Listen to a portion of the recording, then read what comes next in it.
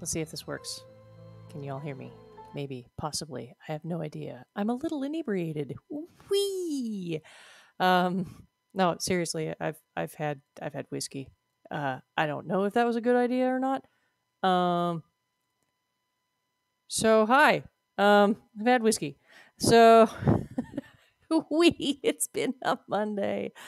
Okay, it is July 6th. My name is Astrius Cat Yodi, and I am your friendly neighborhood veterinary technician here to talk to you about compassion fatigue today. I may be a little inebriated. It's okay. But yes. So as I usually start most of these streams, all of this information that is about to come spewing out of my face hole is purely based off of my own education, my own experience, and your mileage may, of course, vary. If you have any questions, please seek the help of your medical professional that is most familiar with your pet. If you have any questions, feel free to throw them into the stream chat thingy because I'm more than happy to answer them if I can. If I can't, then I will refer you to talking to somebody who has more experience than me, which is to say veterinarians, because they do. They do go to a lot of years of school that I don't. Today, my stream is actually going to be benefiting the Trevor Project for their Pride celebration to help out folk who are dealing with mental health issues. I will drop the link for the donations right now. Of course, my keyboard is shit. That's okay. Oh yeah, by the way, I also swear like a fucking sailor, so if you have any particular squeamishness around that, please feel free to exit or grab a bottle of wine and say fuck it. Either way, so we will be playing Ori and the Blind Forest today, Definitive Edition. I will be attempting to potentially, beat the game. There we go. Today, we will see whether or not that actually happens. So stay tuned. Let's see what I can do. Apologies if I die a million times in the same place like I typically do. Where the hell am I? Okay, it's been a little while since I've played. Which is to say 2 weeks. So, let's get talking, shall we? Where am I supposed to go, anyway? Oh, up there. Where am I again? Okay, I just need to go up. That's all I know. So, where shall I start? Compassion fatigue is a new phrase, to be completely honest. It is not something that was talked about a lot when I started being a veterinary technician, but it is something that is becoming more and more recognized as a problem. Oh, that's a dead end. In short, what is compassion fatigue? Oh, that was dumb. Oh, God. So, compassion fatigue is difficult to define to an extent because, most mental health problems are. Everybody kind of experiences it a little bit differently. For example, someone who has anxiety might experience their anxiety a little bit differently. So anxiety can be defined in several different ways: shortness of breath, panic attacks, difficulty socializing or going out in public, that sort of a thing. It doesn't necessarily mean any one thing for any one person. Same thing applies to compassion fatigue.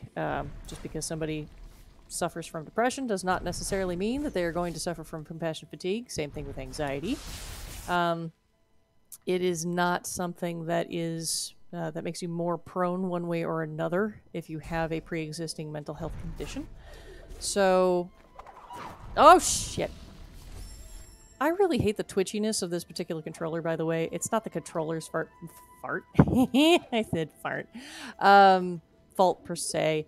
It is the control itself. Whenever I press down, that's what happens. And so if you try to guide yourself and you accidentally hit a little too far down, that happens. And so you have to be kind of careful. But that being said, where was I?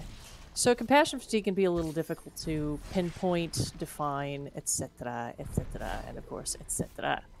That being said, that does not mean that we should just give up on it as, oh, well, it's this nebulous thing that, fucking whatever.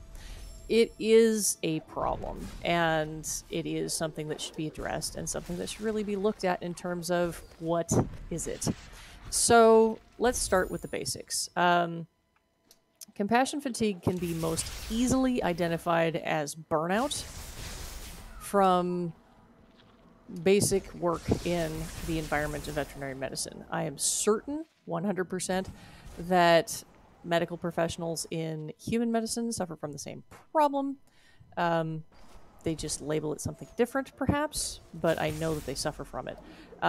Typically speaking, sufferers of compassion fatigue will look to potentially changing their career simply because of the fact that they cannot stand being in their career anymore. It takes too heavy a toll on their mental health. They dread going to work despite the fact that they love what they do. And it's not because of any one reason, it's just that it's starting to wear on them.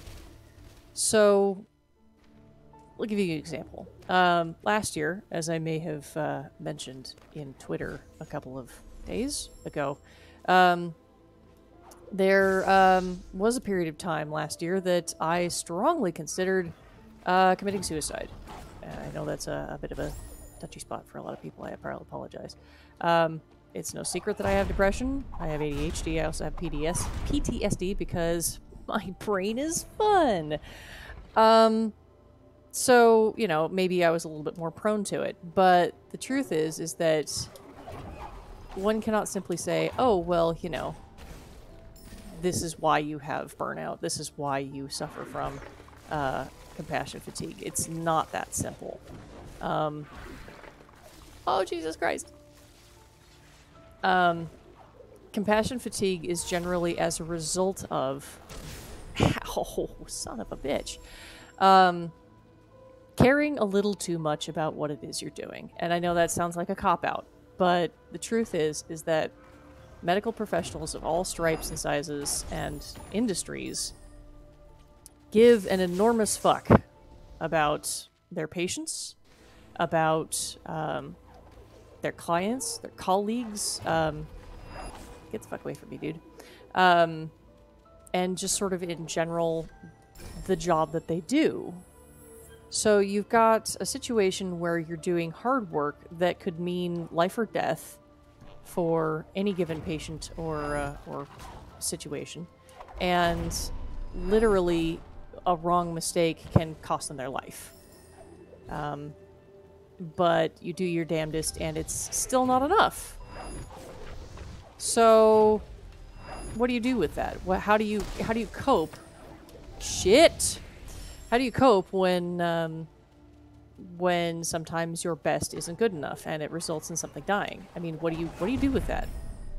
And that's where compassion fatigue comes from. It's literally just an accumulation of the guilt from feeling like you could have done more, you could have done better, and it's just not enough. It's never enough. And you try harder next time, and it's, you know, maybe it's enough this one time, and then it's not another time. And so it just keeps going and going and going and going. And eventually that wears on the body and the mind. You know, there's only so much you can... Ouch. Well, that worked out. Cool. But Astrius, an idiot, says, I thought vets were only in it for the money. Oh, Jesus Christ. Oh, dearie dear. So, where to even start with that one? So, veterinarians are amongst the most likely of any career, even above veterinary or above dentistry at this point, to commit suicide. They're just extremely vulnerable because of the fact that they work with patients on a very close level, and often as not, their best isn't good enough. And it's not even necessarily that their skill isn't good enough. Frequently, it's simply by virtue of the fact that, oh god, don't die, it's simply by virtue of the fact that the owner couldn't afford it, or they didn't have the tools at their disposal, or they didn't have this, that, the other thing. It isn't necessarily because the veterinarian was incapable. It's because the veterinarian was not allowed to or not able to perform the task that they wanted to save the patient. So you've got situations where... Dude, fuck off with your fireballs. Where you're tasked with doing the best you can with the least amount that you have, and setting yourself up for failure every day. And then with veterinarians in particular, thank you for bringing that up in the chat, veterinarians have several $100,000 worth of student debt on the regular. So to say that they're in it for the money, they literally lose like 60% of what they earn to just student loans alone. It's a little heinous. I often tell people that, you know, I've seen the boss's job and I don't want it, and there's truth in that. I would not want to be a veterinarian, not by any stretch, not by any leap or imagination, and that's because they have to diagnose, and I don't want to do that. So if I make the wrong call, that'll be on me. If a veterinarian makes the wrong call and I execute it, that's on the veterinarian because I was just doing what I was told to do. Which is why, I mean, being a tech is a little bit of a cop-out in that regard, to be completely honest. I can do all the cool shit, except for perform surgery, and I can even do minor surgeries. But I don't have to worry about the repercussions of, did I decide the wrong thing? For example, I'll give you a little bit of an anecdote here. My very first training... Oop, hang on, plot point. Plot point.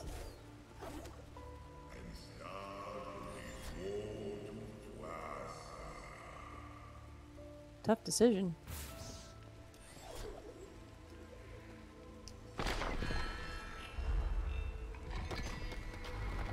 I'm about to go into a volcano. Whee!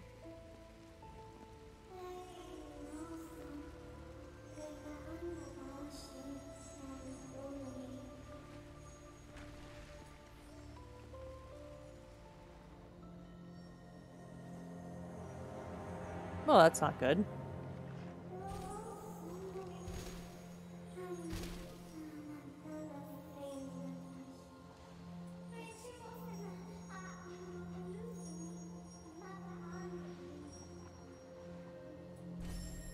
Alright, let me save real quick.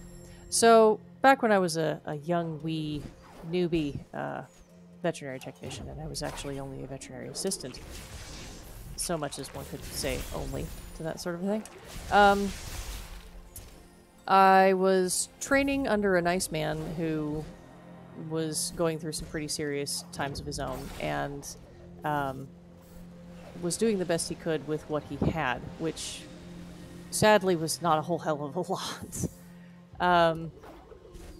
That being said, he was faced with a task of diagnosing a cat who had some pretty severe neurologic symptoms. To be precise, the cat had a severe head tilt. And, you know, there's only so much that you can diagnose when it comes in with neurological issues. It could have been an inner ear problem where the cat's, the cat's, you know, ear was just plugged or had some kind of a block, or the chemistry was off, or had crystals in its inner ear or something to that effect. You know, it could have been something super easy. But it could also have been something super serious and actually been, you know, oh, your brain is on fire. You know, something like that. So it was tough to... Ooh, thank you for the popcorn. To tell with the very minuscule information that the doctor had as to whether or not it was an inner ear problem or a neurological problem. Now, if it was just the inner ear, that could be operated on. It would be expensive, but it could be done. If it was a neurological issue, it was highly unlikely that they could operate on it, much less, you know, actually create a curative effect. So this family, and it was a young family with kids, and young kids at that, was faced with the dilemma of, do we attempt to do an exploratory surgery to see if it is the inner ear, or do we attempt to just euthanize the animal and put it out of its misery? Which, you know, is an option. And the doctor gave them all the information that he had. And at the end of the day, the owners elected to euthanize. And it turned out that, yes, point in fact, it was an inner ear issue. It was something that we could have fixed. And we know this because we did a necropsy afterwards. We deliberately went in and we were like, we gotta know. We want to know. We have to understand what's going on here. And it was, in fact, something that we could have fixed rather easily had we gone in for an exploratory surgery, which the owner couldn't have possibly known if it was going to cost a shit ton of money for any payoff.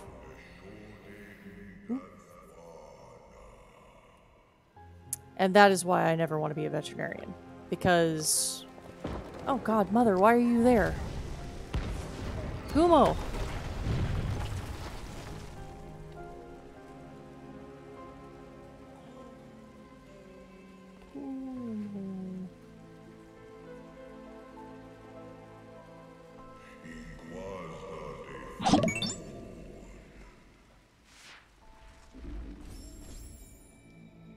Uh-oh.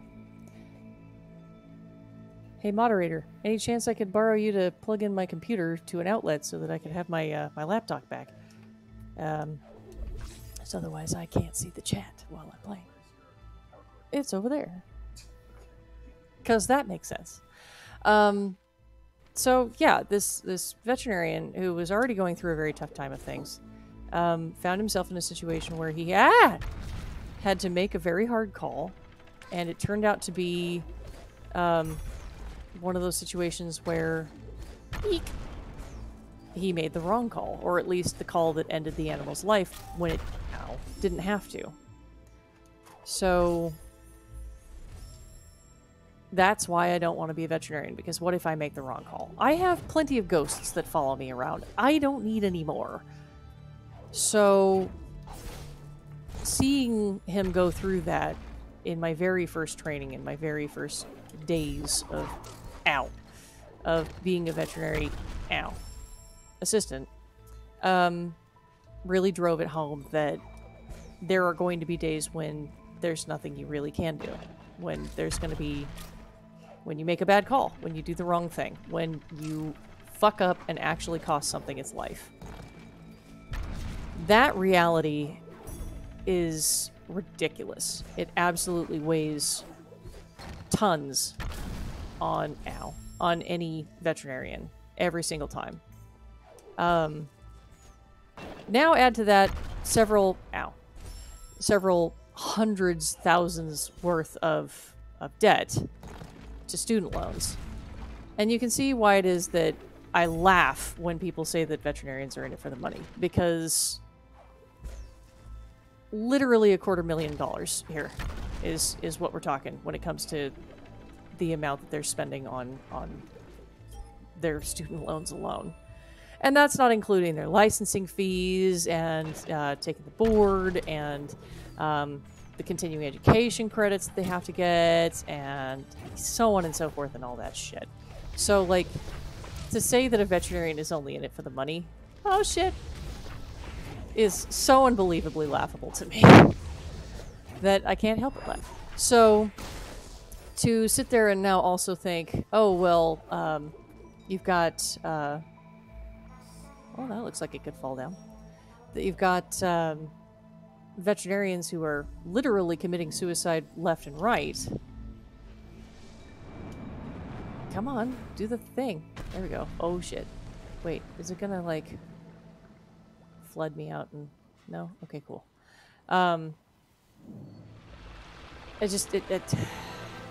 Yeah. So veterinarians are at extreme risk of suicide. They are not in it just for the money. It is absurd to say so, and I want to hit people with a brick who say that, actually, because it minimizes the struggle that they go through on the regular, and it also is just honestly extremely offensive to just suggest that that's the only reason they get into a very demanding field that also could potentially kill them. So why is this a problem? Getting back to compassion fatigue out.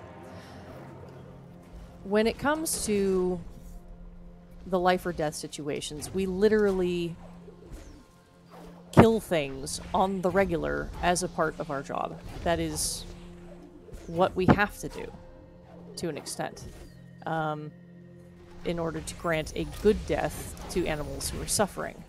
Don't get me wrong, it's absolutely necessary and it is a mercy. But that doesn't make it less hard. What we do for euthanasias does weigh on us. And just today, I had to basically stand at the door and listen to a woman sob repeatedly because her dog was gone, so that I could then go and process the animal in such a fashion that, well, that did absolutely jack shit, that it could then be on its way to the crematorium and she could get the ashes back. And there's this little limp form laying on the table after everything is said and done. And it's heartbreaking, you know? It's tough. And sometimes these are animals that have come in multiple times throughout your career, that you've known them since they were wee puppies. You know, it's... yeah. My husband reminds me of one of his cats that when he passed away, the veterinarian cried because he was so heartbroken over the fact that he'd known this cat since he was a wee little thing. And he actually retired shortly thereafter because of how hard it was on him. This is something that veterinarians face every day. Sometimes we get rashes of it where it's, you know, oh, you have 1 or 2 in a day, or even 4 or 5. I had one a couple weeks ago that was literally 6 in one day. So... why can I not get the fuck up there? So you've got situations where they're invested in the pet too. They're invested in it not as much necessarily as you, but differently. Oh, fucking, that was dumb. So that takes a toll, you know? It's like, why do you keep... see what I mean about the stupid fucking twitchy goddamn piece of shit control? Thank you for laughing at me, Kua. That's so helpful. Helping. So yeah, you've got... I mean, we just euthanized an animal that was literally 4 years old. He had chronic renal failure, which in a dog, there's not really much you can do about that. Oh, fucking hell. Okay, so that's not how you do it. But what can you do? I mean, you fight as long as you can, and then eventually you have to say, enough is enough. It's time to let them go. It's time to let them be at peace. And... well, that was cute. Yeah, so you've got situations of that kind. You've got situations of the more traumatic experiences, like I had last week, where a kitten was hit by a car, and literally its insides were trying to be outsides. So, I mean, and doing a very good job of it, actually, I might want to point out. Hang on a second, I'm going to see what I can... so there's a gap there. Right there. And that's a shit gap. That is an absolute shit gap. So I want that gap. Oh, well, nope, that will not do it. So you've got, you know, all kinds of crappy, ass-tacular situations for veterinarians and veterinary technicians and veterinary assistants, and honestly the receptionists too, who have to deal with people, you know, being absolutely heartbroken or angry that their pet is now gone. They blame us frequently for things that go wrong. I've said multiple times that medicine is not an exact science. We like to pretend it is, but the truth is that bodies are different. They are always different. They will react a little differently on one to the other, And to say, oh, well, this works every single time is absolutely bullshit. What can be 100% safe in one animal 1,000, 100,000 times can cause anaphylaxis in another. So it's really unfair to expect any veterinary worker to be able to just weather that like it was nothing. I wonder if I can catch it on the way over instead of trying to catch it on the way back. Because if I do that and then fucking not land on the spikes, that might actually work. And I don't know why my laptop is still not fucking doing the thing it's supposed to. It powered on, but it's like not actually letting me log in. Yeah, just keep an eye on the chat for me. That'd be awesome. In case anybody missed it, do you need the donation link again? Because I'll put that down for the Trevor Project. Because they do fucking good-ass work. Oh. Okay. Hang on a second. One moment, please. Figuring some shit out here. Oh. There we go. Mild profanity, indeed. I should really update that to say not mild profanity. Frequent and liberal profanity. Creative profanity every once in a while. There we go.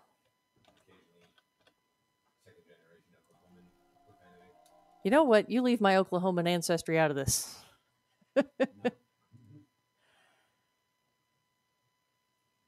Okay, there we go. All right, I'm back to it. Okay. I'm going to continue to die in the same spot a bazillion times. I hope this does not bore the shit out of anybody. I'm very sorry. If it does, yeah, it's got to be before then, rather than on the way back. Shit! I forgot the jump. So, yeah, it's a recipe for just absolute shit snacks, is what that is. It's not something that anybody enjoys. It's not something that anybody looks forward to, but it is a reality of what we do, and that's just the way of it. So, it's gotta be right there. It's gotta be that little fucking join. Is it? Is it? No. Where is it? That join. It's gotta be fucking that join. But how do I get from... I can't get that going this way. I have to get it going that way, which means setting myself on fire. Repeatedly, apparently. I mean, that's what I do best. So, compassion fatigue has gotten to be such a problem that it has been the source of several studies between not just veterinarians themselves, veterinary doctors, but also veterinary technicians against the general mean, I suppose, of how many men, women, on average, have attempted or will attempt suicide. I am at 4.2, I think, based on the last count. 4.2 times more likely than the average person to succeed in suicide simply by virtue of the fact that I work in veterinary medicine. 4.2. Veterinarians, it's something closer to 6. Their means are usually from opioid use or from other drugs that they're not supposed to take from the lockbox that they do sometimes anyway. So there's gotta be a way for me to just fucking jump up, and I'm not seeing it. Alright, so let's see, I've got that dude, I've got that dude. Well, maybe I can just, like...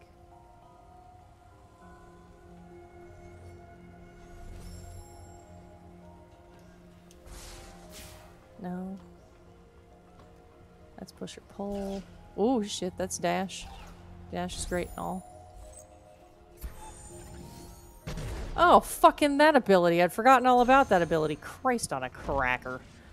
Okay, that's That's a game changer right there. Apparently I can just, you know, fucking leap into the air with the greatest of ease. Like that. You know what, dude? Fuck off. So, that would have been good to do from the outset. Thanks, dear. So, helping.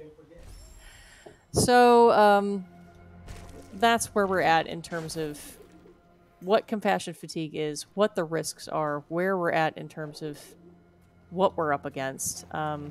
The vast majority of veterinarians do not have access to or even attempt to seek help for mental health issues, and as a result are more at risk than they need to be.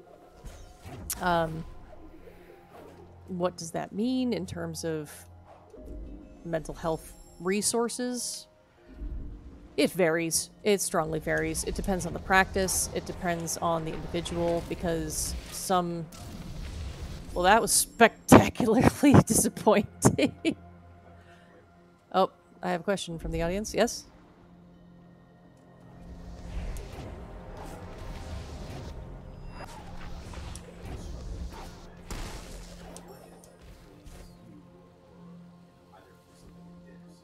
Oh yeah, I touched on that, but I didn't actually get back to it. So I mentioned briefly that clients will blame us for where's my X button? It's right there. For failing to succeed in treatment is the best way I can put it. Is we do our best, and sometimes it's not enough. We may diagnose incorrectly. Again, touching on the idea that medicine is not an exact science, no matter how much we wish it was. So when you've got a situation of you do the best you can with what you know, and it turns out to be wrong, understandably, that pisses a lot of people off. They don't want to have to spend hundreds of thousands of dollars to try and fix their animal. And they don't want to have to spend hours and hours of work to make it happen. They don't want to have to go through the pain, the trials, the tribulations of actually performing tests or administering pills or whatever it happens to be. I think I'm supposed to kill all these guys. This is daunting. I think. Or not. Whew, Lord.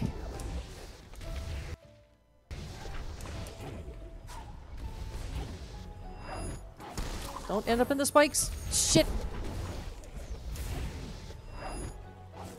Sorry, this is really demanding. Nope, I need to go up. There we go.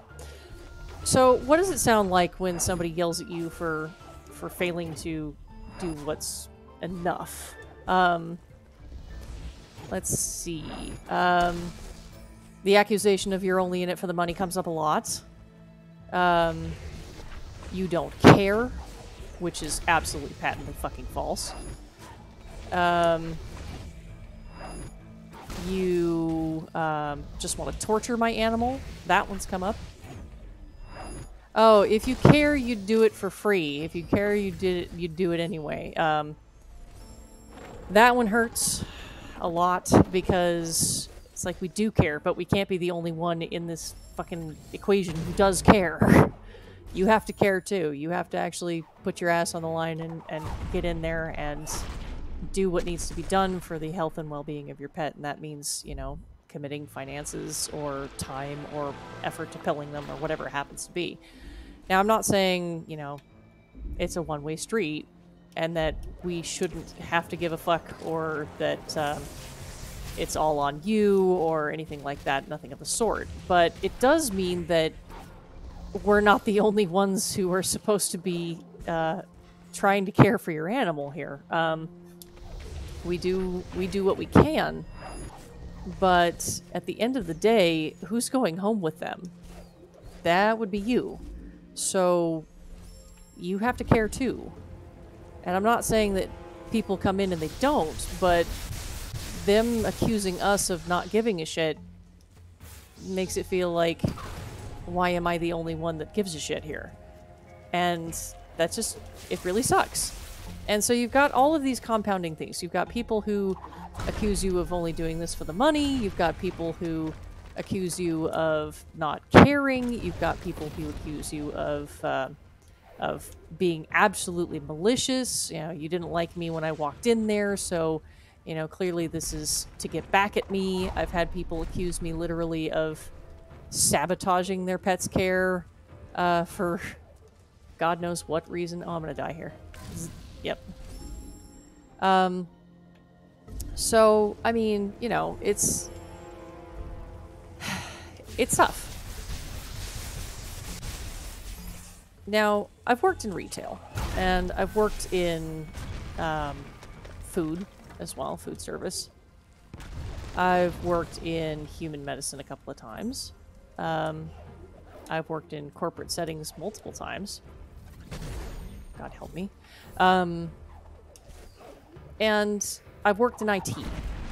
Now, IT is the only thing that comes even close. Oof, ow, I got smashed against a wall. This thing's powerful. Okay, let's see if I can protect myself against the mighty blast of the fire. There, okay.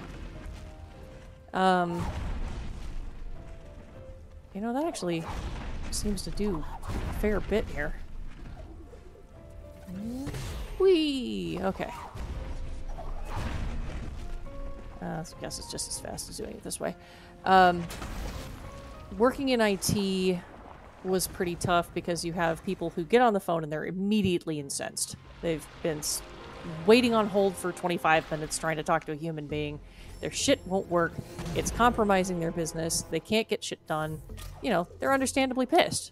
When it comes to someone's pet, that's like magnified 1,000 times. People are very attached to their pets, as well they should be. Those are their little companions, you know. I'm extraordinarily attached to my own pet, for fuck's sake, and I'd kind of give everybody the side eye who isn't at least a little attached to their animal, because, like, why do you have one at that point? So it gets a little hairy when people start thinking that you're against them, whatever that may look like. A lot of people will start seeing us as the enemy, and we get a lot of hate. Ow. Why am I going that way? One thing that you will see frequently is retaliation in the form of online reviews, review bombing us, essentially. And I wish that was an exaggeration, but it gets so bad sometimes that veterinarians will close their doors because they can't handle the just utter hatred and vitriol that people will set against them. And the thing is that if you've got somebody who says, well, my dog lost its eye because of this veterinarian or whatever it happens to be, who's going to stand up and say, well, that's not exactly what happened, or that's not how it went? I worked at a veterinary clinic once who that's exactly what they maintained. They suggested that we were the reason that their dog lost its eye, when in fact the dog had gotten in a fight with one of the other dogs in the house, and they'd waited over 24 hours to have the dog seen, and by that point its eye literally had come out of its head. And we said, there's no saving this. You have to enucleate. You have to take the eye out, because it will just go rotten and become a real problem if you don't. And they refused to believe us. And as a result... oh, shit. As a result, they went to get a second opinion, and we had quoted them for a certain amount for the enucleation process. They got a second opinion. The second opinion came back basically saying exactly the same thing. And shit! And so they came back to us to do it, and we couldn't schedule them because that time had already basically passed. We said, you know, we can schedule you for Tuesday, and it was a Monday. So they came back the next day and said, well, we need to get this done. And it's like, yes, you needed to get that done when we first told you, and now you want to get it done, but I've got other surgeries that are scheduled that are no less important. And so they basically blamed us for their dog losing their eye and not getting medical care. And it was an absolute clusterfuck. It absolutely was. Could you not shoot me, dude? That would be really awesome if you just didn't do that. Hey, a gauntlet.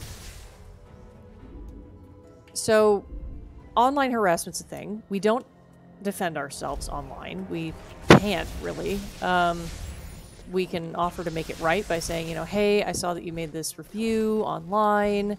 I want to, you know, see if we can come to an agreement or some kind of recompense or whatever, but that also looks really fucking weak. And you know it does, because anytime you've seen a company do that, it's like, what are they trying to hide? You know, it's, oh, I'm so sorry. And in medicine in particular, it looks really bad, like you actually fucked up on purpose. When sometimes the truth is, just fuck up because that's the circumstance. You know, we're not going to get it right every single time. I wish we did, but we don't. So we get a lot of blame for it. What the fuck is all this about? Oh, got another question.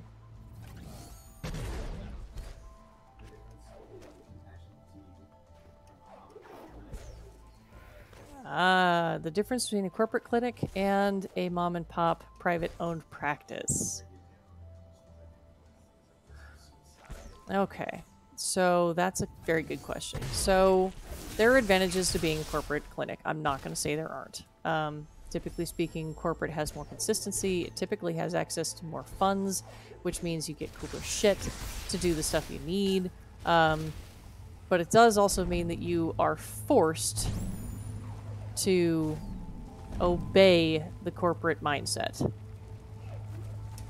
and to make numbers. And whoops, into the drink I go, apparently. And by drink, I mean fire. I'm on fire! And when you're not making numbers, corporate ain't happy. And anybody who's ever been in a corporate situation knows this to be true. Whether it's GameStop or Olive Garden, you know, they want you to have so many customers a day or so many dollars per patient or so many signups per transaction or whatever the fuck it happens to be. And so you end up with some competition in your ranks to try to make things work. And that's not healthy for a veterinary clinic. Not by any stretch or any imagination whatsoever. And ow, this is all on fire. You get to a point where you actually start hating your other branches, even though you need them on occasion, because your other branches will sometimes bail you out. Hey, we don't have enough space. Can you take this person? Is a common thing amongst practices that are a chain. But that being the case, it's, you know, also a, well, why do they go to this branch when they could easily go to that one? Or why are they swamping us with their stupid requests when they could go over here? And you do start actually having some resentment for some people. Troublesome customers, as it were. And you don't have protection because corporate says the customer is always right. Fuck you to your employees and your doctors, and throws them directly under the bus. So if you have a situation where the client is being absolutely unreasonable and saying, I want you to do all these things for me for free because I say so, and then throws a hissy fit, corporate will back down and say, well, let's offer you these things for free this one time as a show of good faith because you're a valuable customer to us. And it's like, no, they're being a dipshit. Why are you giving them free shit? And again, anybody who's worked in corporate can probably sympathize with that one. And so very high stress, very high volume, very go, go, go, you've got to make numbers, you've got to do your shit mentality. And where I had been working, that meant that the medicine suffered because it was more about the numbers than it was about the patients. And that, my friends, is when medicine starts to actually suffer, is when you are starting to treat them like numbers and not like patients. That is all kinds of no bueno, and I will not participate in that nonsense. So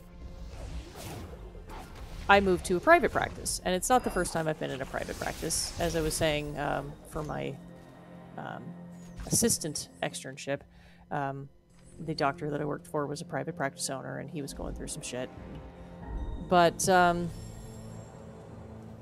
he was one of I think 2 doctors who worked there. It does mean that you don't have corporate backing you up if your doctor's an absolute turd monkey. Oh, that's instant death. Good to know. So, I've had doctors who were absolute shitbags. I won't lie. I'm not going to say all veterinarians are saints and you should treat them like angels because they totally deserve your love and respect no matter what they do. No, that's not true. Veterinarians are people, just like you and me. They're gonna fuck up. They're occasionally gonna be assholes. It's what it is. So, don't ever mistake me on that one. I have worked with doctors who have thrown instruments in the surgical suite, thrown them across the room, scalpel blades, the whole 9 yards, because they were mad that their surgery was taking longer than they wanted. I think this is a run for your life scenario. Yep, it's a run for your life scenario. Oh shit. No. Oh! Did not run fast enough. Let's go faster. Let's go faster. Wee-hee-hoo! It's a good thing the lava pauses at that point, but not good enough. So, one in particular was a homophobic asshole, very sexist as well, made very inappropriate jokes on the regular, and I was willing to let that slide if that actually tells you anything. It was the fact that he was careless with his patients that did it for me. Where it was like, no dude, you don't get to be careless with your patients. I draw the line there. You can abuse humans apparently, but not animals. Mind you, I have grown and changed as a person, so try not to judge me too harshly.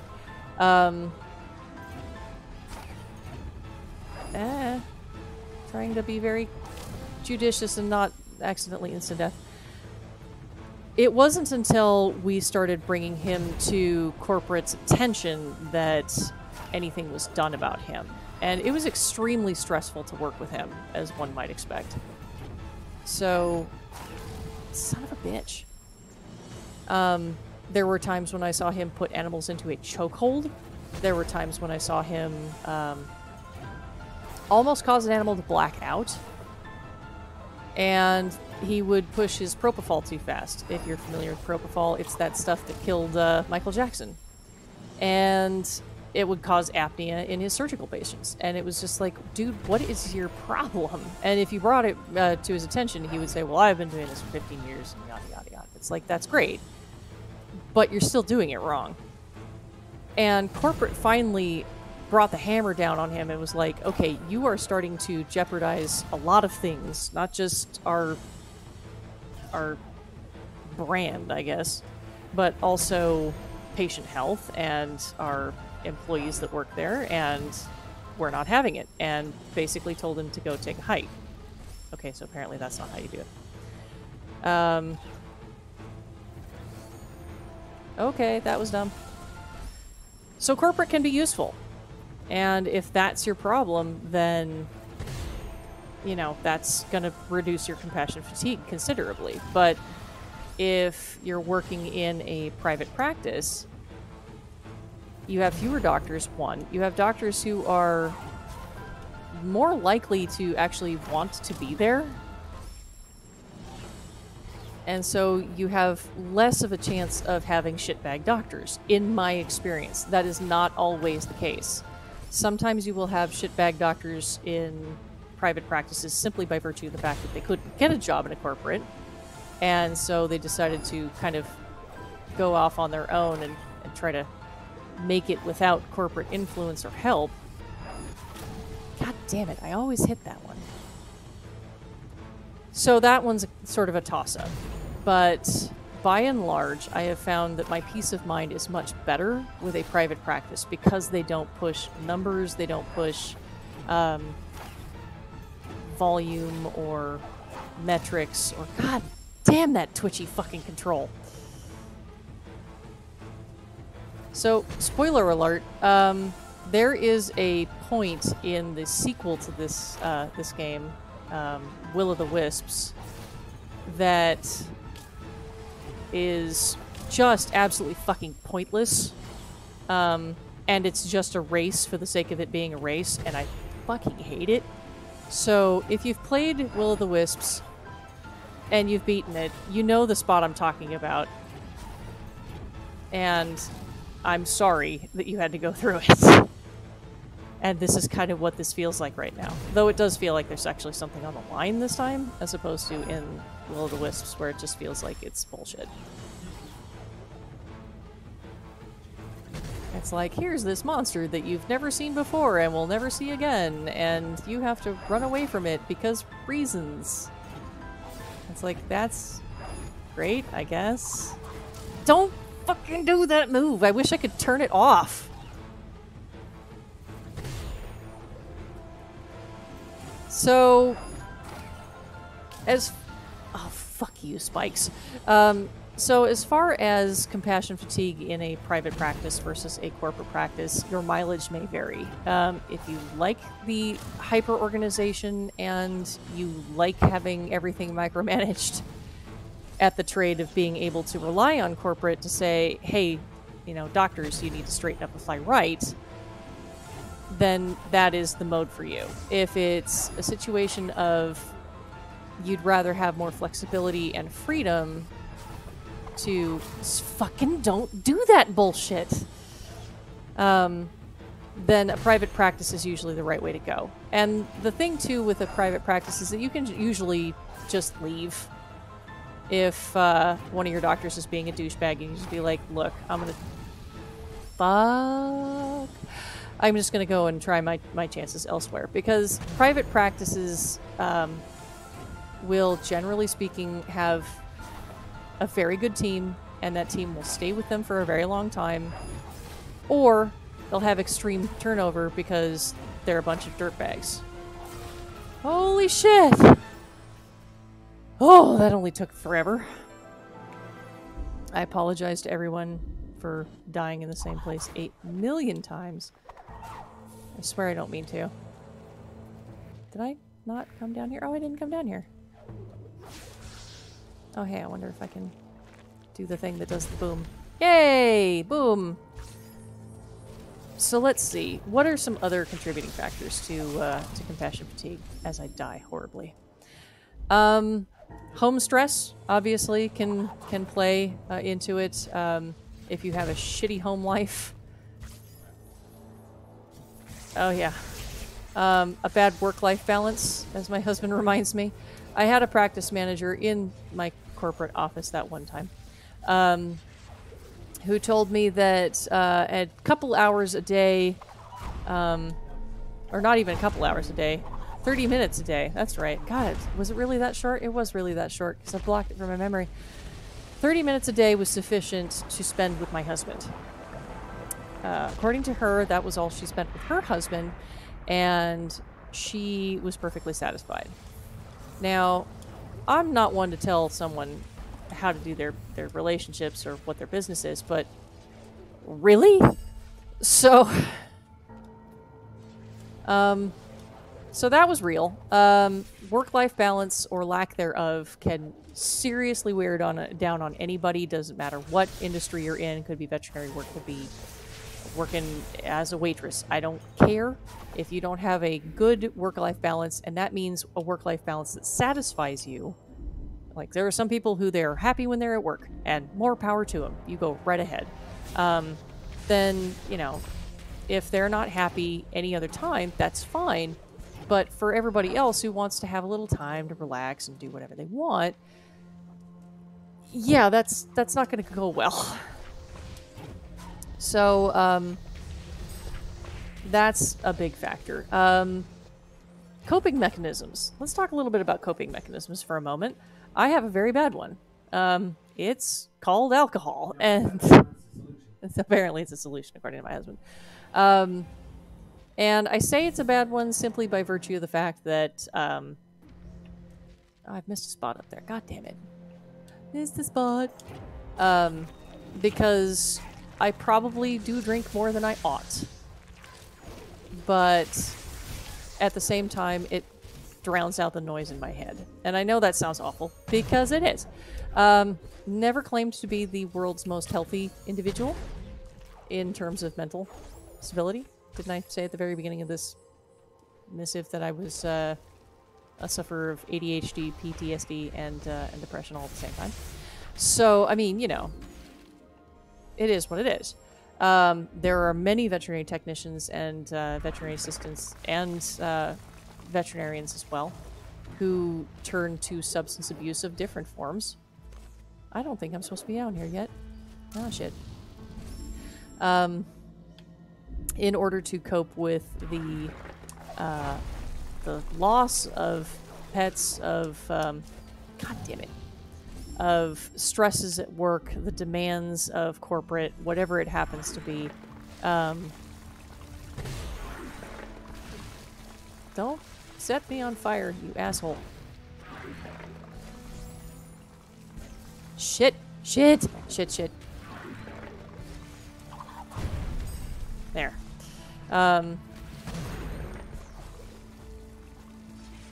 This is gonna fry me, isn't it? Nope. Cool. I need to go that way. How do I go that way? What if I make you yell at me? No? Okay. What if I... Nope. Ow. Ow. Just cheat, I guess. What was I talking about? I was talking about something. Fuck. Shit. Oh yeah, unhealthy coping mechanism. So, addiction is a common problem among veterinary staff. It just is. It sucks, but it's a reality. Your mileage may definitely vary in multiple aspects. How do I get you the fuck up there without dying?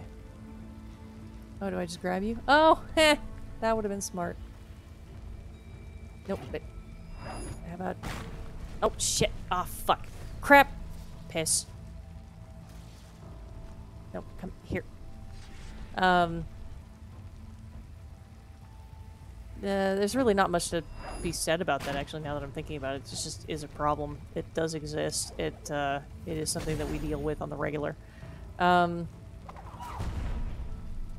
But yeah, so if you see a veterinary technician drinking a whole hell of a lot, that's probably why. What else can I say? Except you're welcome. Hey, has anybody donated to the Trevor Project? You should do that. If you can. Please do not put yourself in financial stress to do it, because that would really suck, and I don't want you to be in financial distress. Can I make you do the thing that makes you go up?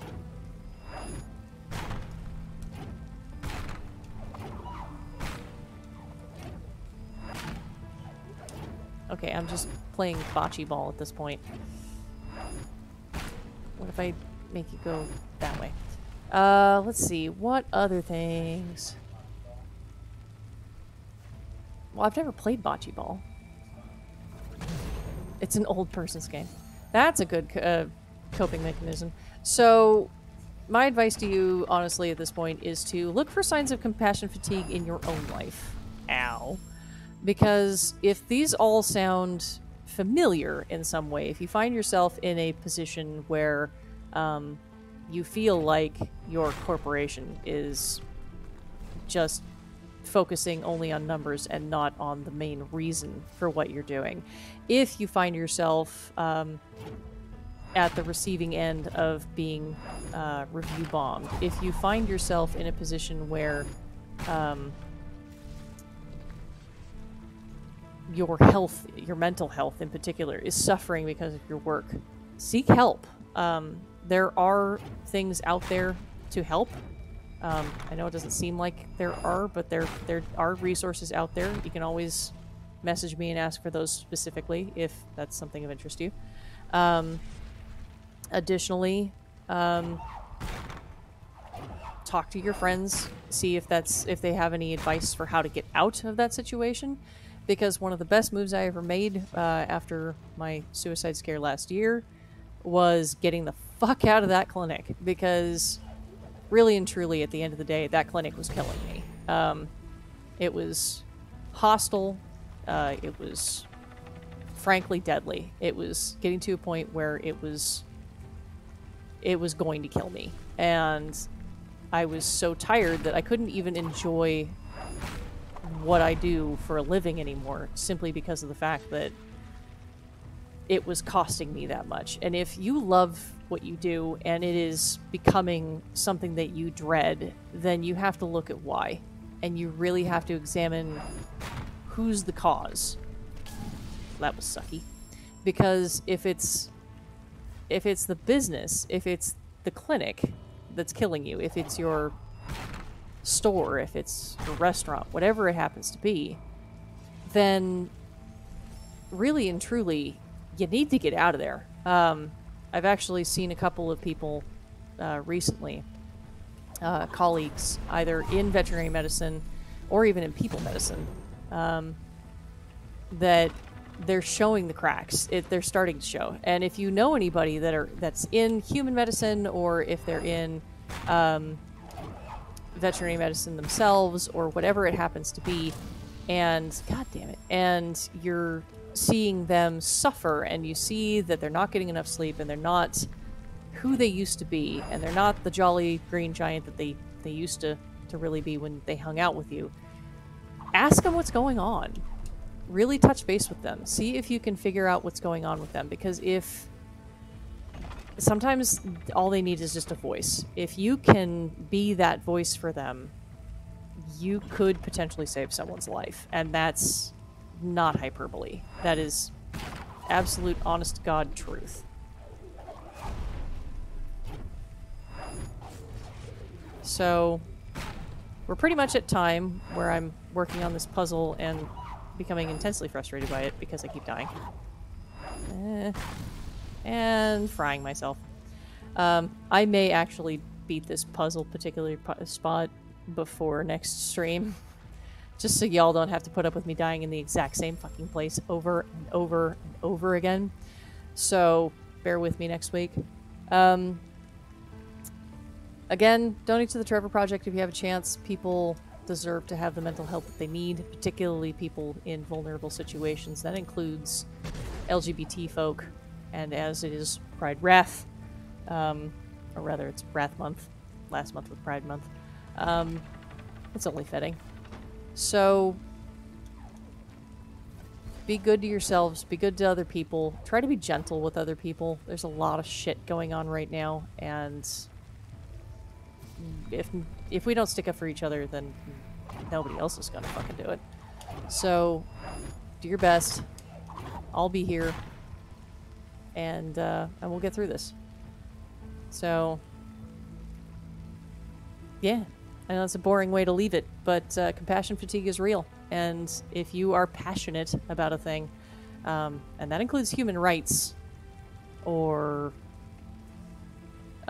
civil rights, or whatever it happens to be, you know, that shit counts. So if you find yourself in a position where you are becoming worn out fighting your fight, then look to potentially getting some help and finding a way to restore yourself, because we need you. Anyway, I'm gonna leave it here. Aggravated at this puzzle. I hope you all have a good night. Take care of yourselves. And I'll see you next time. I'm going to put up a poll, actually, as to whether or not I should do this weekly instead of every other week. Sorry for the incoherence. I may or may not have had a lot of whiskey this evening, so. Astrius Cat Yodi, signing out.